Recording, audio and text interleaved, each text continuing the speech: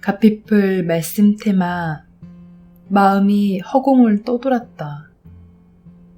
내가 사람들에게 수만 번도 더 했던 질문이 있다.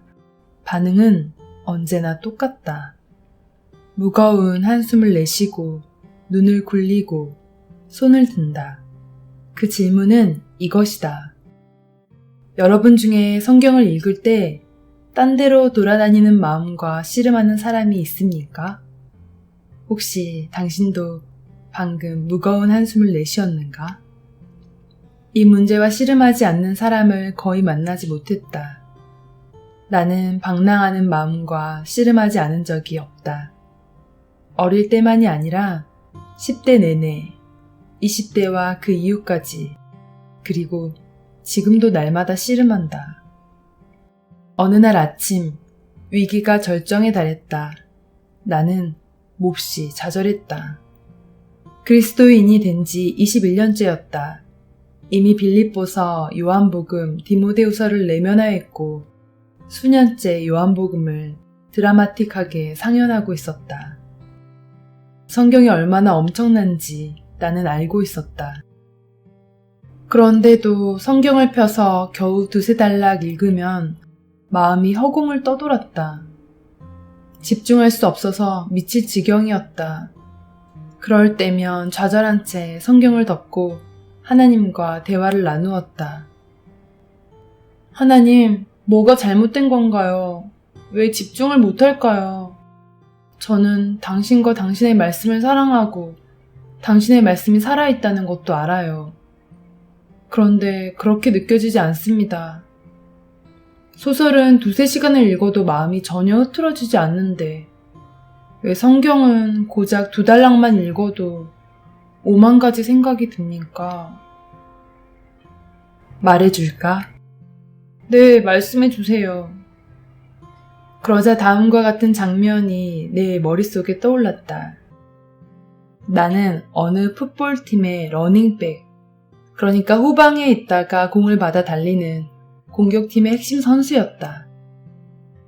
우리 팀은 20야드 라인, 터치다운 존 20야드 전방에 있었다. 내 등번호가 불렸다. 내가 공을 잡을 터였다. 나는 준비되어 있었다. 훈련도 했고 컨디션도 좋았다. 플레이북, 공수작전을 그림으로 그려둔 책도 익혔다. 어디에 구멍을 만들고 어떤 블로커들이 따라붙을지 알았다. 엔드존, 상대팀의 끝줄 터치다운 존을 머릿속에 그리는 아주 중요한 과제도 마쳤다. 쿼터백, 공격팀의 사령관으로 작전을 지시하고 작전에 따라 볼을 배분한다. 이 쿼터백이 내게 공을 건넸고 나는 공을 받아 달린다. 3야드, 10야드, 와 20야드, 탁! 누군가 내 등을 친다. 응? 내가 왜 엔드존에 있지 않은 거지? 나는 엔드존을 머릿속에 그렸고 엔드존에 가 있고 싶다고. 그런데 왜 내가 거기에 가 있지 않은 거지? 팀 동료가 나를 도우려고 다가왔다가 내가 투덜대며 혼잣말로 이렇게 묻는 것을 듣고는 아주 단순하게 대답했다. 이봐, 저쪽 수비수들 때문일 거야. 이해되는가? 나는 이 부분을 한 번도 생각해 본 적이 없었다. 당신과 내가 앉아 성경을 읽을 때마다 수비수가 있다. 우리가 성경을 즐기지 못하게 하려고 적극적으로 애쓰는 자가 있다. 이 수비는 일찌감치 시작된다. 당신이 성경을 펴기도 전에 시작된다. 이런 말을 들은 적이 있는가? 넌 성경 읽을 시간 없잖아. 성경을 읽는다고 달라지는 건 없어. 해야 할 더 중요한 일들이 있잖아. 너는 하나님과 함께하는 시간보다 30분 더 자는 게 필요하다고. 성경을 읽는 동안에도 수비는 계속된다. 집중을 방해하는 것들이다. 마구잡이로 떠오르는 생각들이다. 심지어 생각해야 할 중요한 것이지만 조금 미뤄도 괜찮은 일들이다. 수년간 나는 집중이 흐트러질 때마다 왜 나는 집중을 못하는 걸까? 왜 성경을 즐기지 못하는 걸까? 조금도 나아지는 것 같지 않아. 그러니 그만둬야겠어 하며 그저 자신을 탓했다. 이런 생각들이 어디서 오는 것 같은가? 경기를 해본 사람이라면 누구라도 상대팀이 스스로 자신들을 탓하게 할 수만 있다면 그 순간 승부는 결정된 거라고 말할 것이다. 경기는 해보나 마나다. 핵심은 수비를 깰 전략이 필요하다.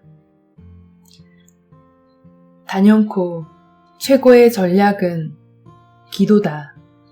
이것은 집중하게 도와주세요 라는 2초짜리 기도가 아니라 전략적 기도다. 사실 기도는 구체적으로 3번에 걸쳐 당신이 수비를 깨도록 도와준다. 성경을 읽기 전에 기도하고, 읽으면서 기도하고, 읽고 나서 기도하는 것이다. 단순하게 들릴지 모르지만 이 경우에 가장 절실히 필요한 것이 바로 단순함이다.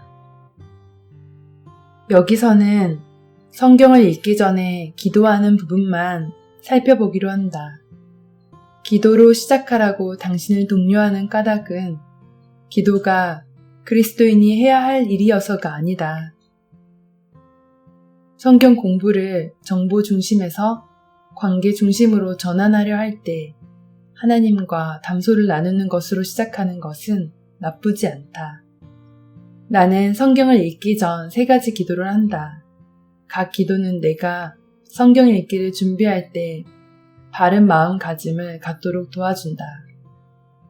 첫째, 하나님, 당신의 살아있는 말씀을 주시니 감사합니다. 우리는 의무적으로 해야 한다고 느끼는 일보다 감사하는 일에 집중하기가 쉽다. 단순하지만 중요한 기도다.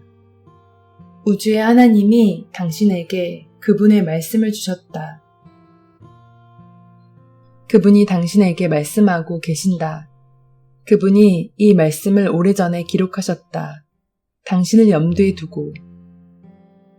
성경은 단지 공부해야 하는 교과서가 아니다.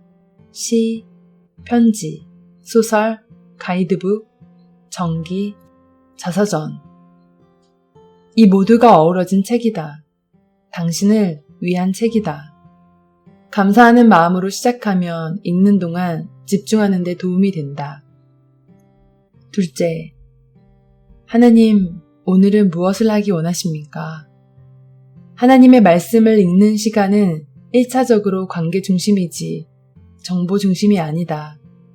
많은 사람이 지금껏 정보 중심으로 성경을 공부했다.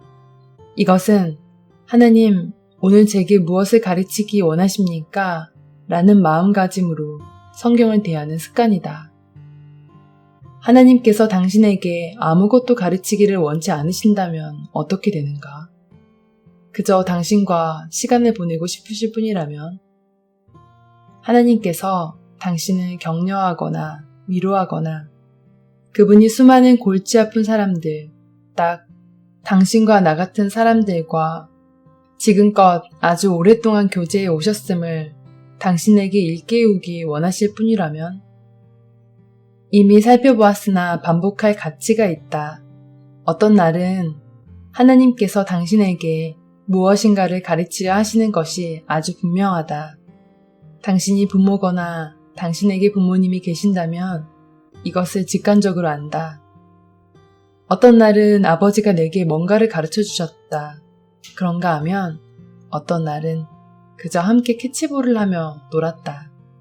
둘 다 꼭 필요했다. 이 생각을 해보면 성경 읽기 시간을 대화 중심으로 가는데 도움이 된다. 만나기만 하면 당신에게 뭔가를 가르치려고 드는 친구와 대화할 때 집중할 수 있겠는가? 금세 지루해지고 그를 다시 만나고 싶지 않을 것이다. 나는 처음 21년간 성경을 이런 패턴으로 읽었던 것 같아. 셋째, 하나님, 집중하게 도와주세요. 단순하게 들리지 않는가? 그러나 집중하게 도와달라고 하나님께 구하는 게 앞뒤가 맞는가? 앞서 들었던 풋볼 비유를 계속해보자. 누군가 수비하고 있다면 우리 팀에 블로커들이 있는 것이 낫지 않겠는가? 우리는 하나님께서 우리를 도우려고 천사들을 준비해 두셨다는 사실을 잊을 때가 많다. 모든 천사들은 섬기는 영으로서 구원받을 상속자들을 위하여 섬기라고 보내심이 아니냐. 히브리서 1장 14절 말씀. 러닝백이 경기장에 나설 때마다 곁에는 늘 팀 동료들이 있다. 우리가 하나님의 말씀에 잠기는 시간을 즐기지 못하게 하려고 원수가 애를 쓴다면 우리 힘으로 그와 맞서 싸울 이유가 어디 있겠는가? 우리가 과연 얼마나 버티겠는가? 그러나 하나님의 천사들이 우리를 위해 블로킹을 하고 있다면 얘기는 달라진다. 다음에 성경을 펼칠 때는 잠시 멈춰서 3가지 기도를 하라. 첫째, 하나님, 당신의 살아있는 말씀을 주시니 감사합니다. 둘째, 하나님, 오늘은 무엇을 하기 원하십니까? 셋째, 하나님, 집중하게 도와주세요. 그러면 깜짝 놀랄 만큼 집중이 쉬워지고 성경 읽기가 훨씬 즐거울 것이다. 케이스 페린의 성경을 즐겁게 읽는 10가지 방법. 가피풀 말씀 테마. 마음이 허공을 떠돌았다.